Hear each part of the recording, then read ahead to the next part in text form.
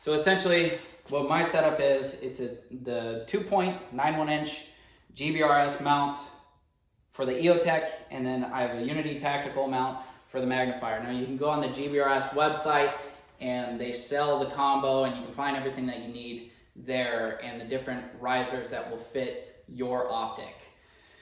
So I've had people comment saying, well, does he not understand that the magnifier's not raised, or it's not lined up, or he's not looking through the magnifier?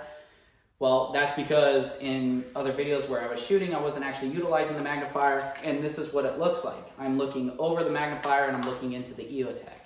Now this is a flip to center design so that when I want to utilize this magnifier, it does that. It flips to center. It's incredible.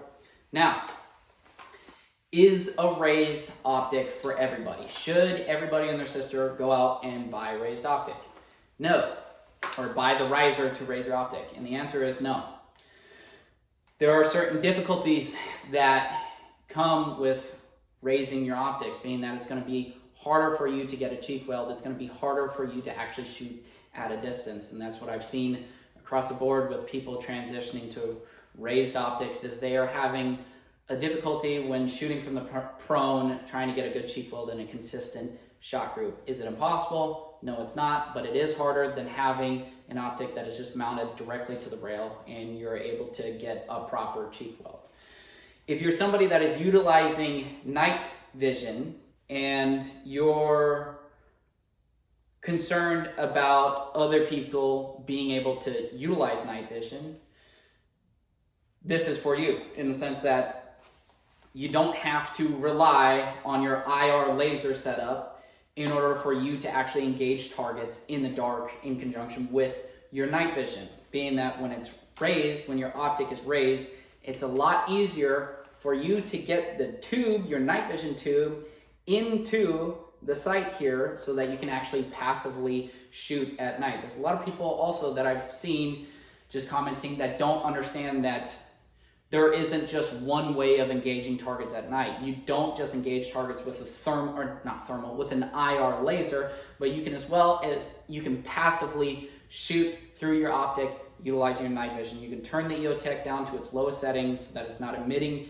any type of light from the optic, and you can easily make it out with your night vision and be able to engage targets in the dark the same way that you would be able to do it during the day. So that's extremely helpful, as well as if you're working with gas masks or whatever. It makes your life a lot easier to acquire a target, to acquire the sights quickly and in a natural stance in order to deliver a string of shots in quick succession. The main thing is, what is your mission and what are you training for?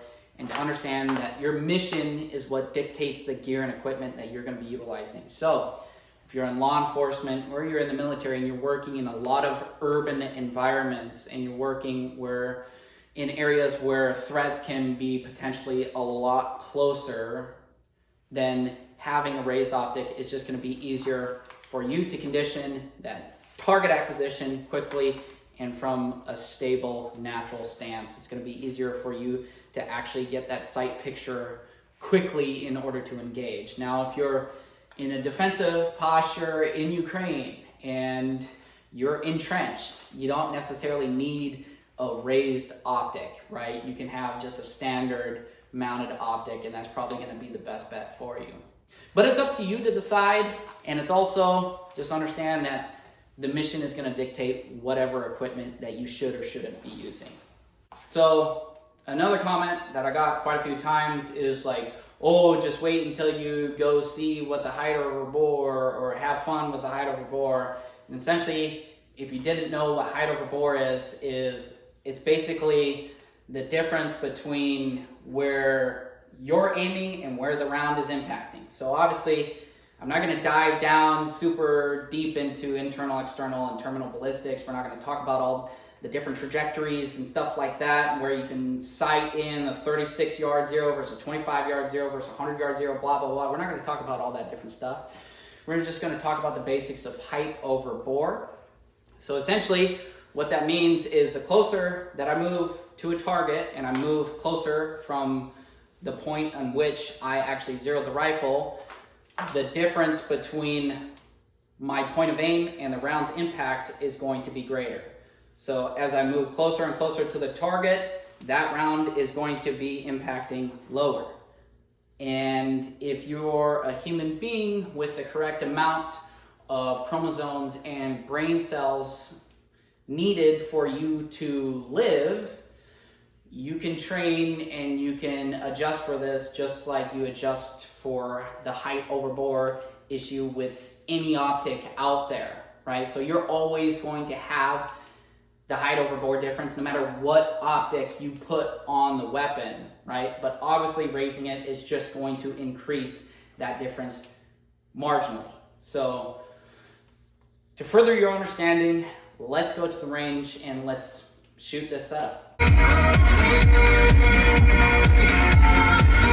Right now, we're approximately about 10 yards away from the target, where at this range, height over bore is going to really become a thing in your decision making in regards to where you are aiming and where your shots are actually going to be impacting. So at 10 yards with a 2.91 inch raised optic, a lot of people say, oh, this is going to be super difficult to figure out and or deal with.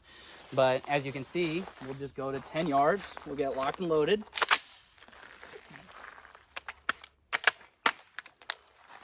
And no beep, just going to be raising from the low ready and delivering one shot.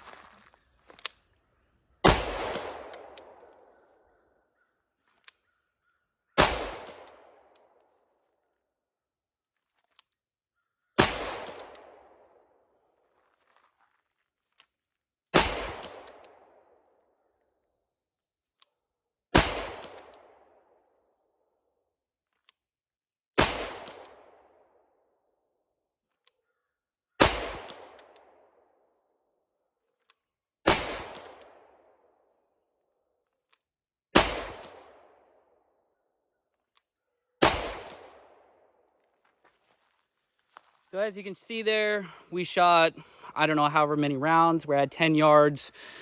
Our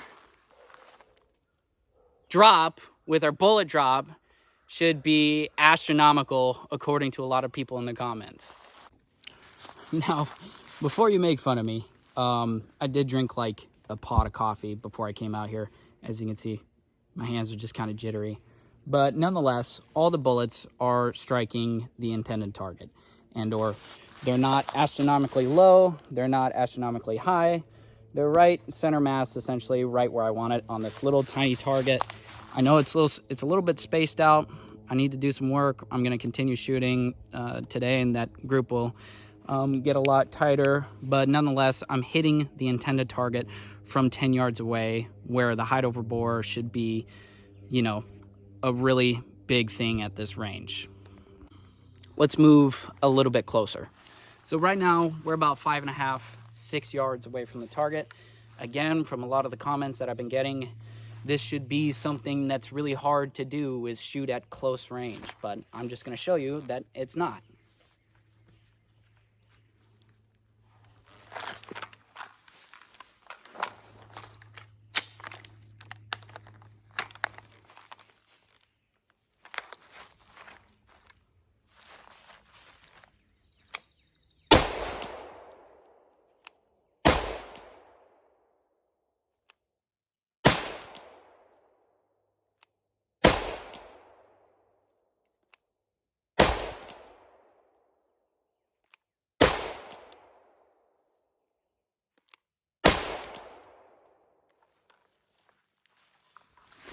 So as you can see there, a lot of the rounds that are up top there are from the previous string of fire, and the big group right here, right in the middle, that is from the shots that I just took 2 seconds ago. Now we got one low flyer down there. That's my fault.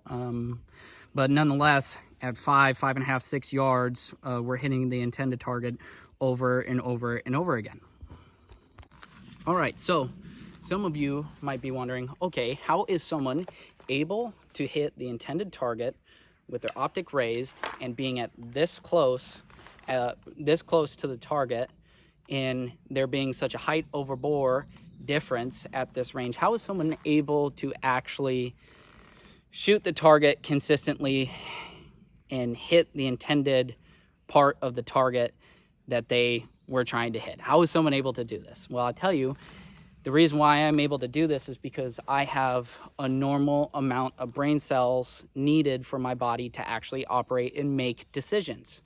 Being that it doesn't take a surgeon or a doctor to understand that at different ranges, I need to actually raise the point of aim so that the point of impact is actually what I intended to actually hit. So no matter what optic you utilize, no matter what you got on your gun, there's always going to be that height over bore difference. So the difference between your point of aim and where the bullet is actually impacting. Obviously with a riser, that difference is going to be greater, but it's not like you can't use it and you can't figure out where your bullets are actually impacting in relation to where your point of aim actually is. It's not rocket science. So the next question is, are you able to achieve a good shot group at the rapid rate without getting a proper cheek weld on the buttstock of the rifle?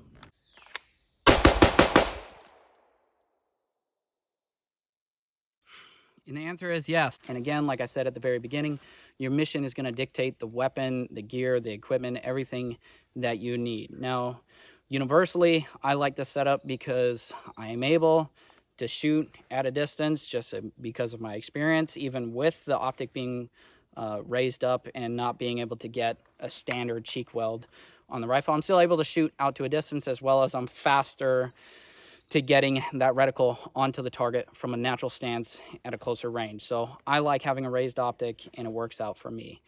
Now, this whole height over bore being an issue and or not being able to get a cheek weld on the rifle, it's a matter of you will only, you won't only perform as good as you train to. So if you one day decide to raise an optic, put a Gbrs riser on your rifle, and then just go shoot, and you expect to be perfect right off the bat, that's just absolutely not going to happen. You need to actually go and train. You need to shoot.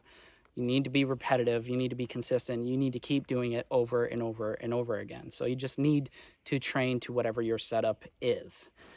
Other than that, that's the video. Hope you guys liked it. If you have any more questions about Gbrs, the Gbrs setup for the EOTech and the magnifier, go ahead and leave it in the comments.